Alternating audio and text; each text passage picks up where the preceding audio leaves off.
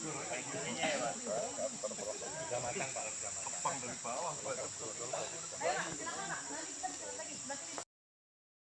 adalah injilnya. Jadi topografi lahan, kemudian kondisi tanahnya, apakah dia mineral, datar, itu yang menjadi acuan kita untuk menggunakan apakah itu traktor, apakah itu limpol.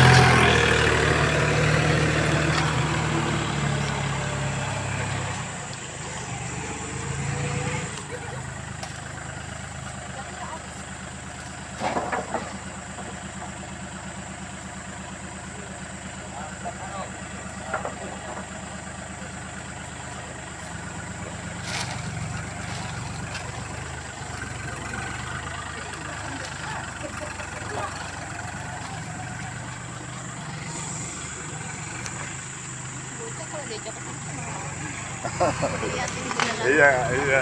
Dia kan mainan doang ya. Biasanya mainan komika doang.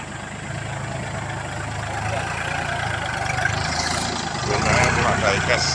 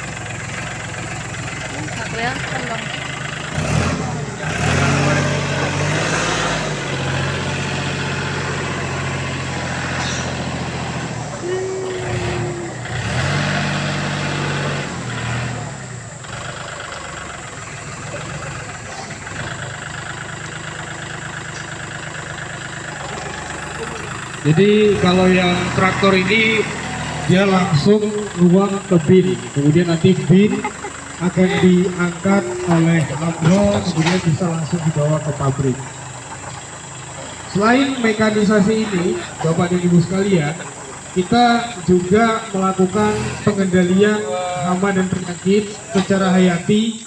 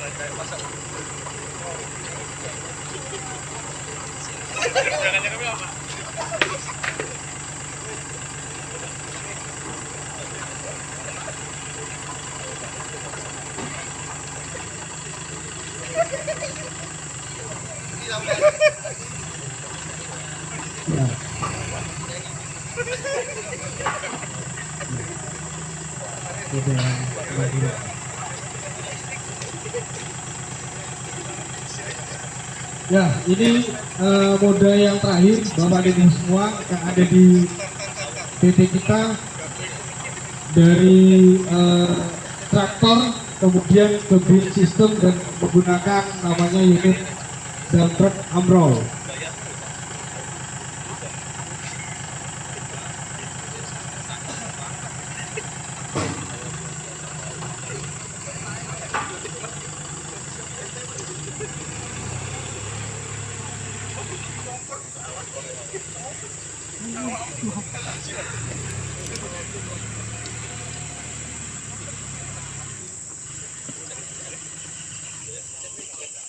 Kemudian brodolan-brodolan yang terjatuh akan dikutip sampai bersih. Karena minyaknya paling banyak di brodolan ya, Pak Ibu. Jadi kita memastikan tidak ada yang tertinggal dari mulai lapangan tadi sampai ataupun sampai pin.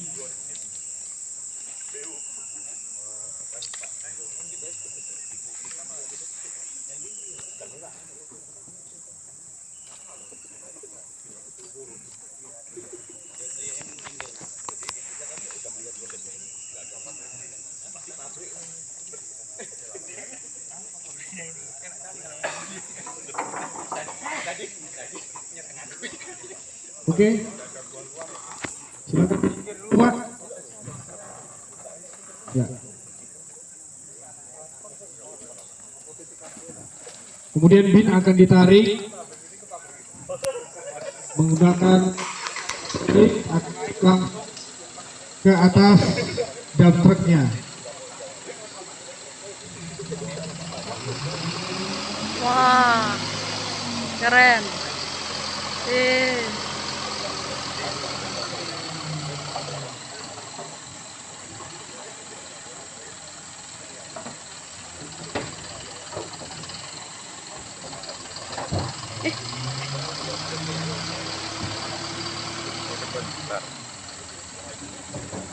Wih, shit.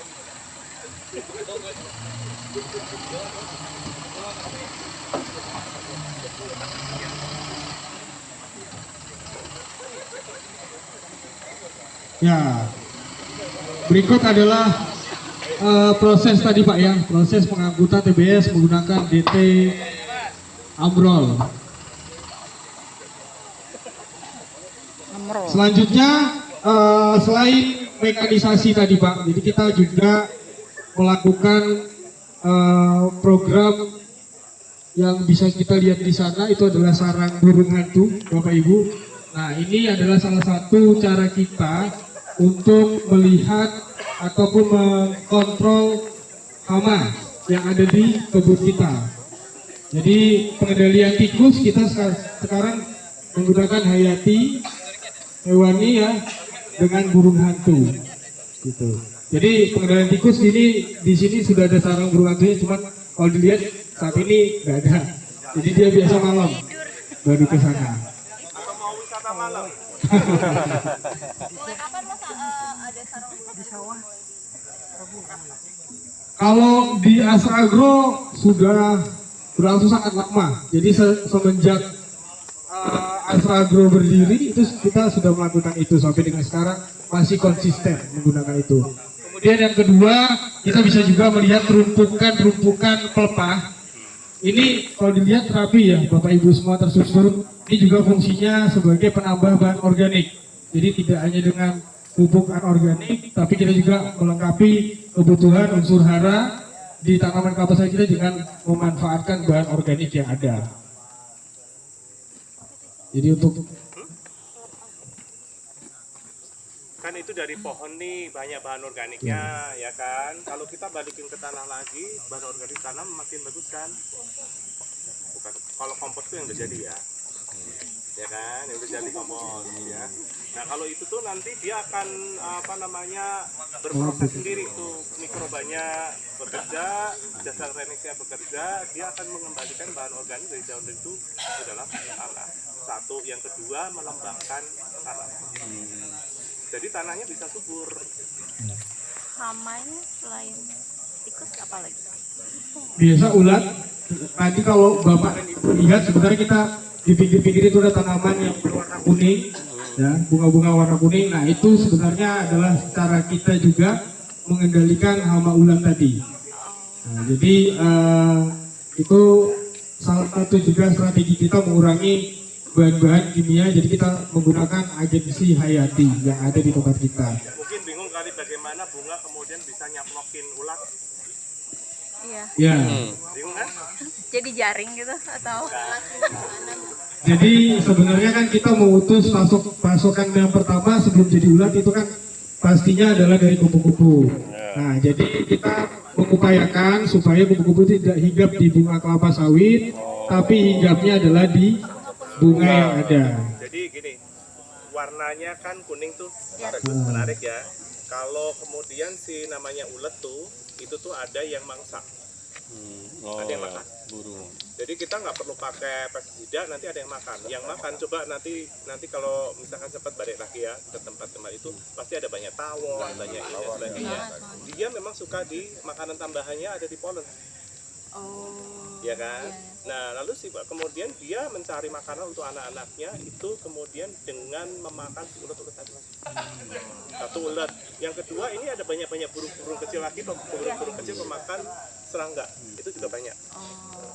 Nah kalau si siapa tadi tikus tadi selain apa namanya burung hantu ada ular, mau ketemu ular. Burung bukan destruktif ya? Burung nggak hama. Burung enggak, karena dia tidak mengganggu tanaman kelapa sawit gitu.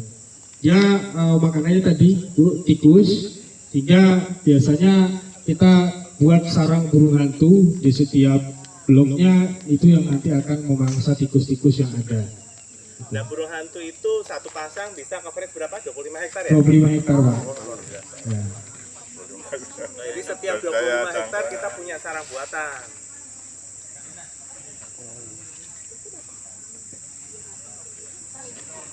Bisa datang alami, bisa kita pindahkan dari tempat satu ke tempat yang lain. Jadi kalau misalkan nih ada tempat di sini itu kan ada berapa 30 ribuan hektar ya? Ya, betul Pak. Kayaknya sendiri-sendiri gitu ya. Nanti kemudian di sebelah itu burung hantunya banyak nih sama anaknya. Kalau sudah punya anak, anaknya bisa kita pindah ke tempat yang baru. Jadi mengkolonisasi baru atau sebenarnya mereka sendiri bisa mengkolonisasi sendiri. Perkiraan berapa Pak? Berapa ekor total? Kenapa? Perkiraan burung hantu. Tinggal dikalikan aja Pak, kita berapa hektar dikalikan 25. Satu tikus. Satu sepasang. Kan nggak mau hidup sendiri kan Bapak? Ya kan? Mesti sepasang. Nah sepasang itu dia bisa mengendalikan tikus itu seluas 25 hektar. sampai Berapa 30 ekor hektar. Pak? Kenapa? Berapa ekor ya satu burung hantu itu? Apanya anaknya? Mampu menangkap Oh 95% burung hantu itu makanannya tikus. ya, satu burung hantu berapa ekor tikus? Waduh harus saya hitung Bapak. Kita ngitungnya coverage areanya Pak. Jadi setiap tikus yang ada di sekitaran 25 hektar itu akan dimangsa oleh burung hantu. Nah, harapannya memang kenapa luas? Karena tadi Pak, ya burung hantu ini harapannya memang memangsa tikus-tikus yang ada, sehingga jumlah populasinya akan minim. Satu hari bisa ngabisin 2 sampai 5 ekor. 2 sampai 5 ekor kalau punya anak ya lebih. Gitu. Tergantung dia lagi punya anak atau enggak gitu. Nah, dia tuh punya anak itu juga telurnya itu berapa sih? 2 sampai 6 ya? Iya Pak. 2 sampai 6 telur tergantung dia. Nah, kalau kemudian tapi apakah menetas semua ya belum tentu. Bisa jadi cuma 4, bisa jadi cuma 5 gitu ya, atau kemudian cuma 3 atau 2 gitu ya. Nah, jadi kalau dia punya anak artinya jumlah tikusnya bisa berkurang signifikan. Tapi dia bersaing sama ular. Gitu. Bersaing sama ular karena kalau cuma burung hantu doang juga nggak cukup, Pak. Jadi kita biarin di bawah. Ular-ularnya ada. Nah, kalau siang hari ini ularnya takut sama kita, Pak. Nah, pengen ketemu babi hutan, beruang. Kenapa? Babi hutan itu biasanya itu kemudian banyak di wilayah-wilayah yang masih dekat dengan hutan. Ya kan? Benar ya? Betul Pak. Jadi apa namanya dia dan kalau udah gede gini dia nggak dimakan babi hutan. Tapi kan kalau yang masih kecil-kecil masih tanaman umur muda, BBM. ya baru ditanam kan umur 6 bulan kan tahu ya tadi ya yang berinus tadi baru ditanam gitu tuh bisa tuh dimakan babi hutan. Di beberapa tempat itu babi hutan menjadi masalah. Tapi kalau udah daerah seperti ini biasanya babi hutannya juga apa namanya kan kita juga nggak mau kan babi hutannya juga beruang gitu. Nah kalau beruang itu kan memang kemudian tinggalnya di area konservasi. Nanti kan kita ke area konservasi. Berani bertemu beruang. Nanti beruangnya ibunya takut atau beruangnya takut sama ibu? Kita lihat ya. Oke. Lanjut Pak, Bu, sekalian kita ke next proses adalah pemupukan.